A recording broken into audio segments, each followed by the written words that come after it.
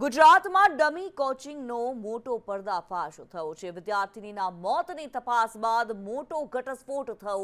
31 શહેરોની સ્કૂલોમાં ડમી વિદ્યાર્થીઓ હોવાનો ખુલાસો થઈ રહ્યો છે। રાજ્યમાં કુલ 697 ડમી વિદ્યાર્થીઓના અભ્યાસનો ખુલાસો। ઓનલાઈન હાજરી બીજી શાળામાં અને અભ્યાસ બીજા કોચિંગમાં। છેલ્લા 2 વર્ષથી આ સમગ્ર કૌભાંડ ચાલી રહ્યું હતું। નવોદય અને સૈનિક સ્કૂલમાં ડમી વિદ્યાર્થીઓનું રેકેટ સામે આવ્યું છે। કોચિંગ સેન્ટરના નામે મોટું કૌભાંડ ચાલતું હતું। ડીઓની તપાસમાં આ કૌભાંડ સામે આવતા મુદ્દો ગાંધીનગર ખાતે પહોંચ્યો છે। આલ્ફાના બે ટ્રસ્ટી સામે બીએનએસ હેઠળ ગુનો નોંધાયો હતો। સ્કૂલ અને હોસ્ટેલ 1 મહિના માટે બંધ કરવામાં આવ્યા। ડમી 697 વિદ્યાર્થીઓની યાદી ગાંધીનગર મોકલવામાં આવી છે। સંકળાયેલી અન્ય શાળાઓ સામે પણ કડક કાર્યવાહીની શક્યતા છે। ત્યારે હવે ડમી વિદ્યાર્થીઓ સામે આવી રહ્યા છે। રાજકોટમાં બાળકોને પરીક્ષામાં પાસ કરાવવાનો ખેલ સામે આવ્યો।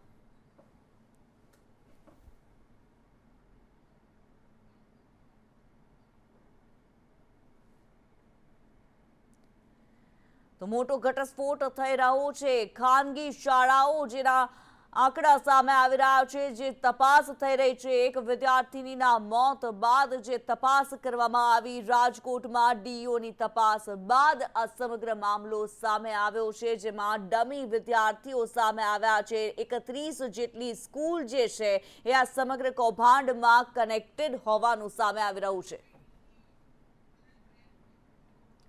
ત્યારે સીધા જ જઈએ D O Dixit Patel press conference અને સંબોધી રહ્યા છે।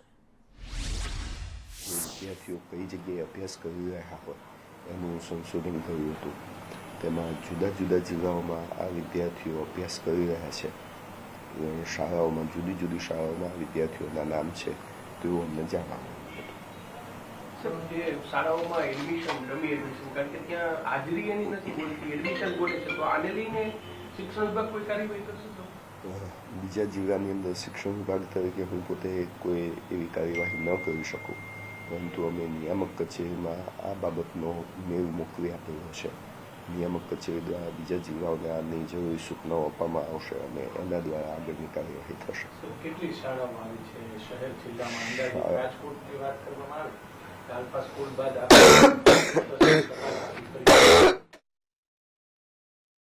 રાજકોટ જિલ્લામાં સ્કૂલોના નામ આવ્યા છે, એ સાથે સાથે બીજા જિલ્લાઓની પણ સ્કૂલોના નામ આવેલા છે। બધા જિલ્લાઓમાંથી દાખલા તરીકે અમદાવાદમાં 8 છે, અમરેલીમાં 55 વિદ્યાર્થીઓ છે, અરવલ્લીની અંદર 10 વિદ્યાર્થીઓ છે, કે સોમનાથના 48 વિદ્યાર્થીઓ છે, જુનાગઢના 29 વિદ્યાર્થીઓ છે। આમ જુદા જુદા જિલ્લાના જુદા જુદા વિદ્યાર્થીઓ આ જગ્યાએ ભણતા હતા। એમની પોતાની જે સ્કૂલ હશે એ સ્કૂલ ખાતે એમની હાજરીના જે પ્રશ્નો છે એ શિક્ષણ તંત્ર દ્વારા નિયામક કચેરી દ્વારા જુદા જુદા જિલ્લાઓને જે સૂચના મળશે તેની ચકાસણી કરવામાં આવશે। સર, રાજકોટ શહેર જિલ્લાની જે સ્કૂલોના નામો આવેલા છે, તો એમને કોઈ નોટિસ અથવા તેમની સામે કોઈ કાર્યવાહી? એમની પહેલાં હાજરીની ચકાસણી અમારે કરવાની થાય, જે અમે અમારી રીતે કરી રહ્યા છીએ અત્યારે। સર, બાપુ કઈ રીતે ચાલુ છે, કઈ રીતે બીજે એડમિશન થાય ક્લાસ બીજે કરે એવું હોય છે, કઈ રીતે ચાલુ છે તપાસમાં? એ હજી તપાસનો વિષય છે। તપાસમાં શું બહાર આવે છે એના આધારે નક્કી થઈ શકશે। અત્યારે સાહેબ સંકુલ ચાલુ છે કે બંધ છે? કોઈ ખ્યાલ નથી અત્યારે હાલ અમને, કારણ કે આ સંકુલ જે છે એ અમારા અંડરનું અમારા નિયંત્રણ હેઠળનું સંકુલ છે જ નહીં। સંકુલ બંધ કરવા માટે કોઈ આદેશ? અમારા નિયંત્રણ હેઠળનું સંકુલ જ નથી। હું કેવા આધારે આદેશ કરી શકું? સર, આ જેમાં કેટલીક ગ્રાન્ટેડ અને કેટલીક સરકારી શાળાના વિદ્યાર્થીઓના નામ આવ્યા છે, તો આ શાળાઓની સામે કોઈ પગલાં લઈ શકાય છે કે એમની વિદ્યાર્થીઓની હાજરી સંદર્ભમાં શાળાઓ સામે જે પગલાં લેવાના થતા હશે એ શિક્ષણ તંત્રની સૂચનાઓ જે પ્રકારની હશે એના આધારે અમે લઈશું। સૌથી પહેલો મહત્વનો મુદ્દો એ છે કે આમાં વિદ્યાર્થીઓની હાજરી ખોટી રીતે પુરાઈ હતી કે નહોતી પુરાઈ એ ચકાસણીનો વિષય છે। રાજકોટ જિલ્લાની જ્યાં સુધી બાબત છે ત્યાં સુધી આ ચકાસણી અમે અમારી કક્ષાએથી કરી રહ્યા છીએ।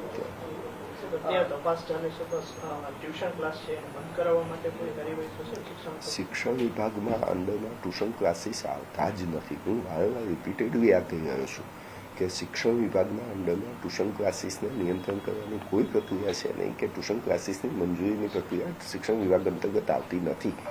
તો આ કામ અમે ન કરી શકીએ। સર, એક વાત એવી પણ છે કે આ પ્રકારના કોચિંગ ક્લાસ છે એ શાળાઓની સાથે ગેરકાયદે જોડાણ કરતા હોય છે, એમને કમિશન આપતા હોય છે અને ત્યારબાદ આખી પ્રવૃત્તિ ચાલતી હોય છે, એમાં વાલીઓ પણ સહમત હોય છે. હોઈ શકે? આ તપાસનો વિષય છે. તપાસ વગર એમને કોઈ પણ નિવેદન આપવું એ મારા માટે યોગ્ય નથી.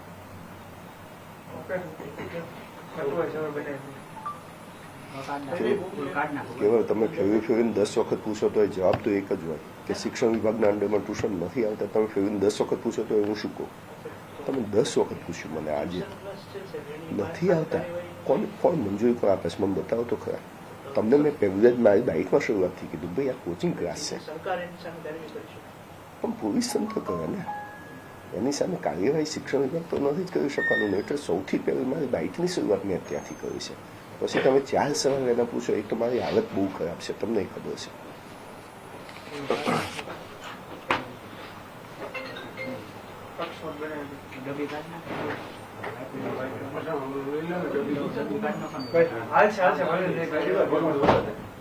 ભાઈ હવે બાકીની બાઇકો એમને આપી દે.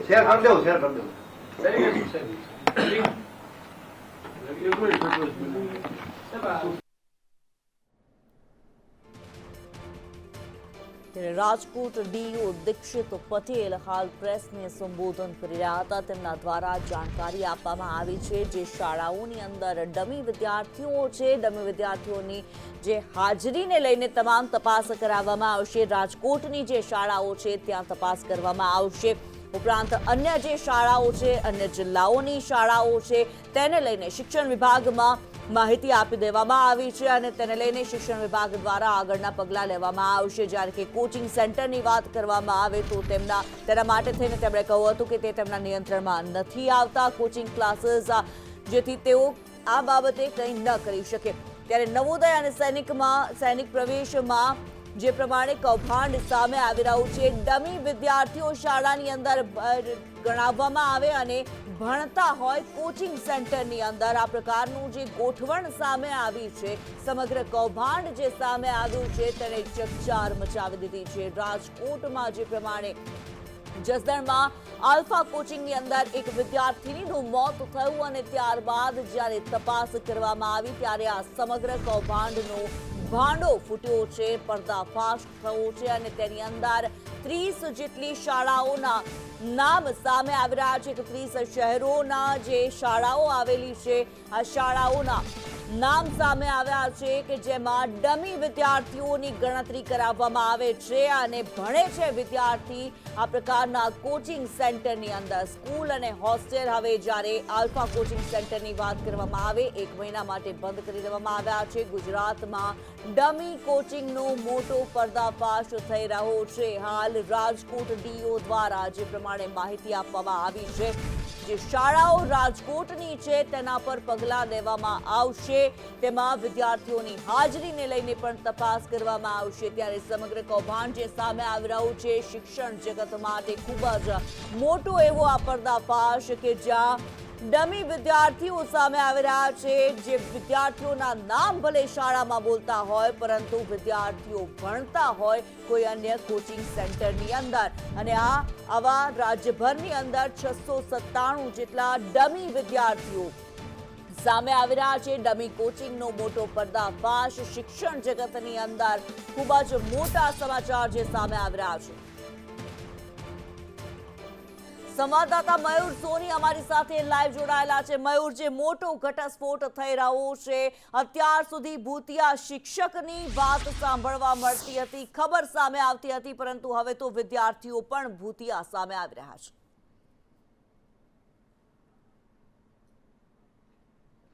બિલકુલ કિન્નરી, સૌથી મોટી વાત એ છે કે લગભગ 8 વિદ્યાર્થીઓ છે તેના નામનો ખુલાસો થયો છે. રાજકોટની 30 જેટલી શાળાઓ છે તેના નામ સામે આવ્યા છે. પ્રાથમિક રૂપથી જે તપાસ કરવામાં આવી છે તેમાં વિદ્યાર્થીઓની ખરેખર હાજરી પુરાણી છે કે કેમ, અને આ હાજરી પુરવાની જે પ્રાથમિક કાર્યવાહી હોય છે તેમાં વિદ્યાર્થીઓની હાજરી થઈ છે કે કેમ, એ મામલે જિલ્લા શિક્ષણ વિભાગ છે તેના દ્વારા તપાસ કરવામાં આવી રહી છે.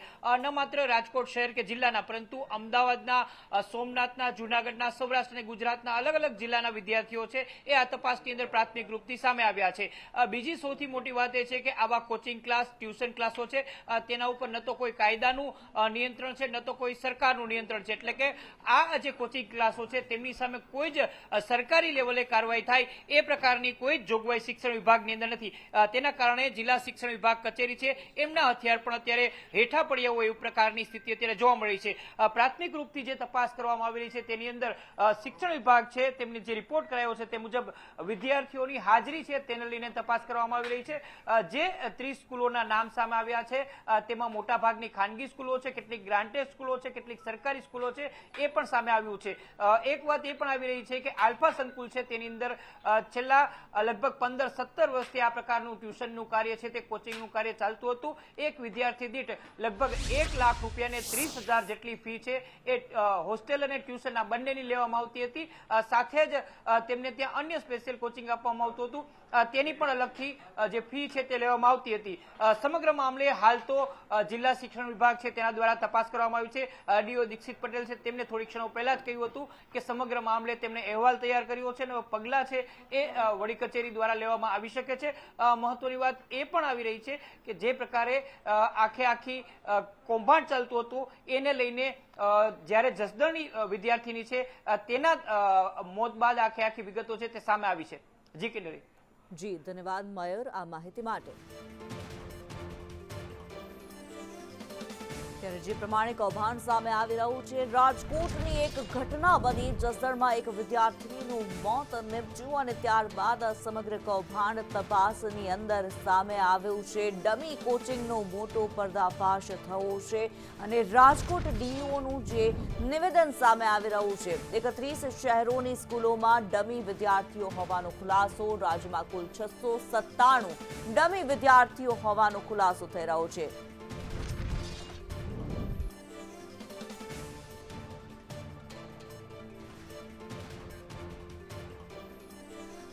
મયુર અમારી સાથે લાઈવ જોડાયેલા છે. જી મયુર.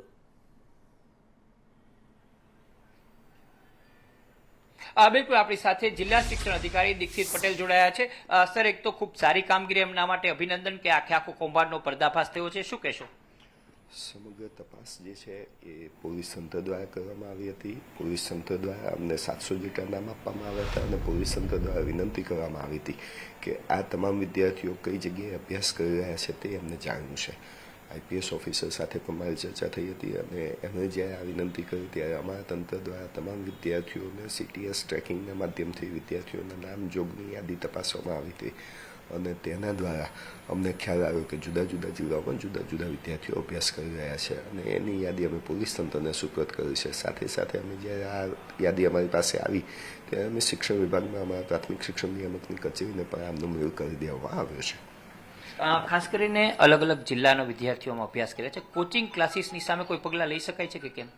કોચિંગ ક્લાસના નિયંત્રણની કોઈ જે વ્યાખ્યા હોવી જોઈએ એવી શિક્ષણ તંત્ર પાસે છે એની વ્યાખ્યા, એટલે શિક્ષણ તંત્ર આની સામે એક્શન ન લઈ શકે. પણ કાયદાની જે બીજી બાબતો છે કે જે પોલીસ તંત્રના અંદરમાં, નગરપાલિકાના અંદરમાં આવે છે તેના દ્વારા એની સામે આવશ્યક પગલાં લઈ શકાય છે.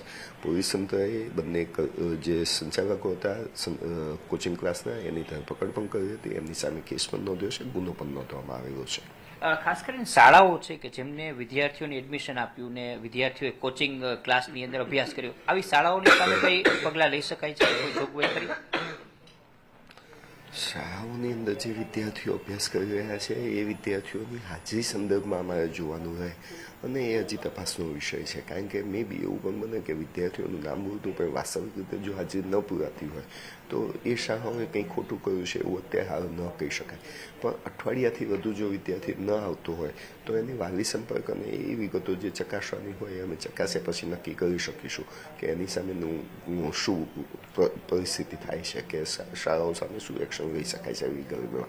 પણ એ તપાસનો ખૂબ ઊંડી તપાસનો વિષય છે. જે તપાસ વિદ્યાર્થી દીઠની કરવા જતાં શાળાઓની સંખ્યા ખૂબ લાંબી છે અને એક વિદ્યાર્થીને ટ્રેક કરવા જતાં ખૂબ લાંબો સમય જાય એવી પરિસ્થિતિ થાય છે.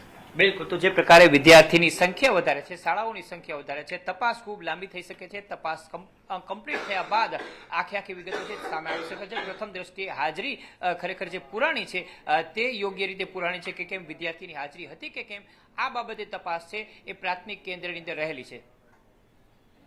જી ધન્યવાદ મયુરા માહિતી માટે.